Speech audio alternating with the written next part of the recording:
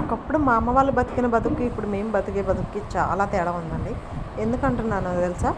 ఇంటి పని మొత్తం ఒంటి చేత్తో చేసుకొచ్చిన లైఫ్ మా అమ్మ వాళ్ళదైతే, ఇంట్లో ఒక్క పనిని కూడా చేసిన ఒక గంట తర్వాత మళ్ళీ ఇంకో ఏ పనికి వెళ్ళలేని ప్రస్తుతం సిచ్యువేషన్లో అలా ఉన్నాం. ఎందుకంటే ఒకప్పుడు ఆరోగ్యాలు ఇప్పటికి లేవు. ఒకప్పుడు మనుషులు ఇప్పుడు లేరు.